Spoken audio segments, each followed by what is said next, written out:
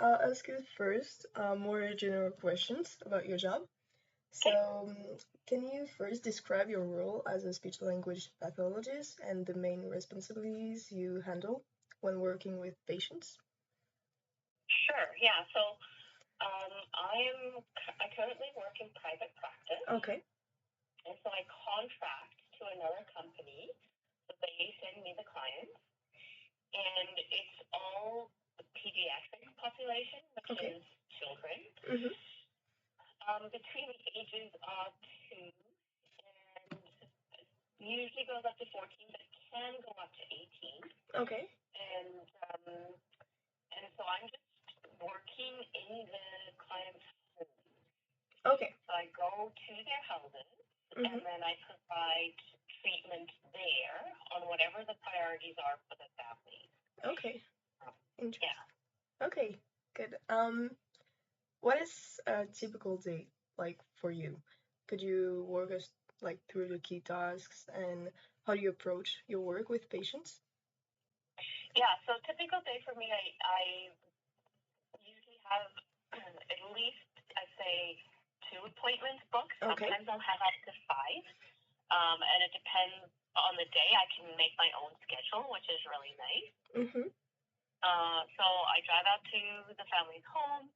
Then I often do my therapy through play. Mm-hmm. And so it usually looks like me playing with the child, but actually trying to get them to work on their goals that I've worked with the family to create. Okay. And then sometimes I'll, in between that, like if I could either work or I can go and do whatever I want, because Yeah. I don't have to be working all the time. I see. So I go when I have um, time in between. Often I'm doing my paperwork. So Okay. that will look like documenting what we did at the visit, so that the families have notes, writing reports, making some phone calls, doing some scheduling. I do all that in between the visits to the homes for the Okay. kids. I Yeah. see. Interesting. Can you share with me your academic and professional journey that led you to become a speech language pathologist? And Sorry, what, my academic. Can you like, repeat that? can you share like your academic and professional journey that led you to become a speech language pathologist, and like what path did you take to get here? Sure. Yeah. So I was in undergrad in the University of Calgary, Mm-hmm. and I was just taking some psychology courses initially. I didn't really know what I wanted to do. Okay. And then I kind of fell into, like, I started taking linguistics courses Mm-hmm. and the psychology, and like those combined, I really enjoyed. Yeah. And then my nephew had a speech delay, and so because I was in psychology, my family was asking me, what do we do to help him? And I didn't know, and then I kind of landed on speech pathology. Mm-hmm. In like find that I knew that he needed a speech pathologist, and then I was like, oh well, what is that? Mm-hmm. And from there, I learned about speech pathology and was like, hey, that's a good combination of Okay. psychology Yeah. and linguistics. And so I focused on the courses I needed to Mm-hmm. get into the master's program. So it is a master's program. Okay. And so but you have to take very specific undergrad courses to get into the master's program. Mm-hmm. Okay. And so I knew that I needed to do well in those Yeah. classes to get in, because it's a very competitive program. Okay. Yeah. And there's not that many across Canada. So there's only, I think, at least at the time when I was looking, and maybe there's more now. Mm-hmm. And I think there's more online options now. But when I was Okay. in school, there were only 8 programs in Canada. Oh wow. Okay. That's not a lot. And so it's a bit competitive, but Yeah. with the specific undergrad courses and then with some experience. So I also managed to get a job as a speech language assistant. Yeah. Okay. At a school, and then I worked also as an aide for a child with autism, and then I think the experience and the schooling combined, like I think, made a strong enough application that I got in. Yeah. Okay. Good. Yeah. Does that answer the questions? Let me know if you need more. No, okay? it's perfect. Yeah. Thank you so much. Yeah. I'll ask you questions about like the positive and negative aspects of your job. What do you find first the most fulfilling about your work as a speech language pathologist, and whether it's helping patients overcome challenges or seeing their progress? Yeah, I think it's exactly the progress. Mm-hmm. For me too, like I work with a lot of children that have autism, Mm-hmm. Okay. and some of those children are nonverbal, so they Yeah. don't speak at Mm-hmm. all. Mm-hmm. And then over the years, some my favorite is when they do start to talk, because I know that that's really meaningful for Yeah. the parent. Yeah. Sometimes with the treatment, I can get them to talk, but not always. So sometimes we have to use pictures or what's called a augmentative and alternative Mm-hmm. communication device. Okay. And I think, yeah, just the progress is absolutely what I love about it. I also like that I'm not sitting in an office all day. Yeah. Like I I'm see. asleep. I'm playing. I'm having fun, Mm-hmm. and I enjoy that. So yeah, that's Great. good. What are some of the biggest challenge you face in your role, particularly with dealing with complex cases or working with patients who are resistant to treatment, for example? Yeah, I think one of the biggest challenges for me is that some of the kids they they have what people would call challenging behaviors or distressed behaviors. Like I have been hit, I've been bit, I've been spat on. These kids when you don't know how to communicate. Mm-hmm. And the only way you can is through your actions, and sometimes you see those at an extreme. Yeah. And so sometimes, when a kid gets frustrated enough, and I think too when you're trying to learn or teach something and it's different for kids, they don't know what's going on, and then sometimes their reaction is, it's not necessarily intended, to hurt you, but it does. So that can be really hard. Yeah. Okay. Is there anything about speech language pathology that you didn't anticipate before starting your career? For me, the biggest thing that I didn't anticipate was the actual schooling itself, like in the program. So I wanted to work with kids, and I wanted to work I wanted to do play-based programming. I knew that was what I wanted to do. But in the school, the education itself, you have to learn it all. So I had to learn all because there's a big medical side. Mm-hmm. You'll notice when I talk about my kids or the families that I work with, I talk about clients, right? Because I'm not necessarily drowning in a medical model. Okay. But I had to learn all the medical stuff in school. And all about the adults as well, which wasn't necessarily an interest of mine, and the swallowing, a big part of speech and voice. Those parts, it was still interesting to me, but I knew it wasn't what I wanted to do, and I had to really I had to learn that stuff, and the hearing as well. There was a hearing component, audiology component to the program as well that I didn't. It wasn't my favorite, so it was harder for me to learn. Yeah. So it's more about the studies, that you didn't anticipate. Yeah. And then I think for my job itself right now, what I just think about before is that because I work with kids, a lot of them are in school all day. Yeah. And if I don't want to work at a school, I didn't that just wasn't what interested me. Then they're in school all day, and so then I can only see them after school, and so that time after school between 3 and 7 is so busy, and when I have a family myself, it's hard to balance because I want to be home with my kids, but then that's also sometimes the only time I can see some of the clients. Yeah. Okay. I see. So that's a big challenge. Yeah. About the evolution and outlooks of your job, how do you see the role of a speech language pathologist evolving over the next decade, particularly with advancement in technology and therapy methods? Sorry. So what were the 3 things? Sorry? The 3 things you said at the end there? Particularly with advancements in technology and therapy methods. Technology and therapy advancement? So the advancement, how do you see the role of a speech language pathologist evolving over the next decade?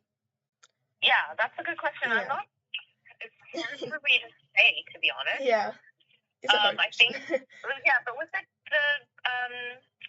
technology piece, though, Mm-hmm. it's honestly, it's quite exciting because so the devices that some of the kids use Mm-hmm. to communicate with, Okay. those used to be like thousands and thousands of dollars. Mm. And now, so this is kind of how it's changed in the last 10 years. Yeah. Now, parents are able to buy an iPad and put a program on the iPad, so it's reduced the cost significantly for families and made them more accessible. Mm-hmm. And so I think I'm hoping that it's just going to be that's going to continue. That these devices are going to be easier for the kids to Yeah. get and have more access to, which means that they'll have more variety and more options available to them as Yeah. communication tools when they are nonverbal. Mm-hmm. So that's actually quite exciting for me. Yeah. And then I think just continuing to, like, in my field specifically around autism, Yeah. as the population, the autistic population has grown, we've seen the adults with autism that have good communication skills be able to give us feedback on how we're doing treatment. And so we're slowly making changes to how we do treatment. Like some of them were telling us, hey, it was traumatic when you made us sit down at the table and learn all these things, right? And so then we're starting to learn from adults with autism that we should be doing things differently in treatment. And I think we're going to see more of that. Okay, interesting. Yeah. Do you think are there opportunities in the field or further specialization or advanced training? And if so, what areas are you particularly excited about? I mean, I think just what I was telling you now, like learning more from the adults with autism. Okay. There are definitely other like special areas, like what I was saying, the medical. You know, you could go take more training in those areas and become a specialist, but those aren't necessarily they don't interest me. Like I'm happy with my pediatric right now. What I do like though is that like if I do get a bit bored, I can go into one of those other. I can take some courses, you know, to kind of brush. Because like I said, I learned all of it in university, so I have a little bit of background, and I can just go and take more courses to get to know it a bit better if I want. Okay. Okay, it's more about like the balance between your professional life and your private life. Like, how do you manage to balance the emotional and mental demands of your work with your personal life? Yeah. To be honest, that was harder at first because you just want to like commit to, you know, being good at what you do, and because it's so interesting to me. I just wanted to learn all the time. But over the years of kind of, you know, as you get older and more mature, you realize that your family is more important. And so I think for me, it's just been like being able to say no. Like for example, right now my caseload is full. So if I'm getting calls from families, I'm having to say, no, I can't work with you. And that's not easy to do, but it's something I've just kind of learned. If I don't do, then I regret it after. Yeah. Like even just for the timing. So now when families do call, I'm very specific about when I can see them because I don't want to be working every afternoon and then not see my son after school. So, but that's taken years. Like, you know, at first it was really hard to do. Yeah. What advice would you offer to someone who is considering becoming a speech language pathologist? Any advice that you think about? Yeah, I think if it's something you want to do, go for it. Like, it's a lot of work, I think, is what, you know, like it does take a lot out of you initially, but it just gets better and better over time. So, if that makes sense, because the schooling is a lot and it's exhausting and it's overwhelming, but it was worth it. It was all very worth it. I love what I do, and so I would go back and do it all over again if I could. Okay, good. Yeah. I almost gave up at one point when I was in school. I was like, I can't do this. The teacher was like, no, yes, you can. And I'm so glad that I didn't. She talked me out of it because it would have been very different. I'm glad for you then. Yeah, thanks. Another question about like some advice. For someone who is unsure between pursuing a speech language pathology or other health related professions, what factors should they consider in making their decision? Like between speech pathology and other? More like for someone who is unsure to, like, yeah, to pursue speech language pathology. I think they should just go and try and. So one thing that I did do in my undergrad was when I first found, like, when that stuff was going on with my nephew and I wanted to learn more about it, I actually job shadowed. Like, I found people. It was not, again, it's not easy because I'm kind of shy, but it wasn't like I needed to know because I realized it was a huge commitment, and a big investment, even financially, right? Because I had to move out of the city because it wasn't in Calgary. And so I job shadowed, and then that really helped me know that that was what I wanted to do. Does that make sense? Like, once I saw, because like I was considering other things like teaching and right, but then I was like, I didn't want to have to be in charge of like 30 kids, whereas with SLP, if I'm not working in the classroom, I'm working mostly with one kid at a time, right? Which is that's not what I'm doing as a teacher, right? Or depending on what your profession is. So Yeah. Okay. Does that answer the question? Yeah, that answers the question. Thank you. Yeah, you're welcome. About a little bit of your personal reflection, how has your work as a speech language pathologist influenced your perspective on communication and language in everyday life? How has my work influenced my perspective on communication in everyday life? Language and like everyday life, Yeah, I think I just have a really, really big appreciation for it, right? For being able to do it. Like, even just having a son myself who can talk. You know what I mean? Like, there's times where I'm like, don't say that, or, you know, in my mind, but then I'm also like, man, I'm so glad he's talking. You know, like, just have a really good appreciation for being able to communicate and being able to communicate well. Yeah. Okay. And last question. Looking ahead, how do you envision your career evolving? Like, are there any specific goals or areas of interest you want to explore further? Yeah, so I have recently, and this is kind of what I was saying related to like how when you get a little bit bored, for me, I always need to be learning something, right? And so I went back actually and got a second master's degree in behavior, and now I've found myself with a few kids on my caseload who are deaf and hard of hearing. And those families are really struggling, like their mode of communication is going to be sign language.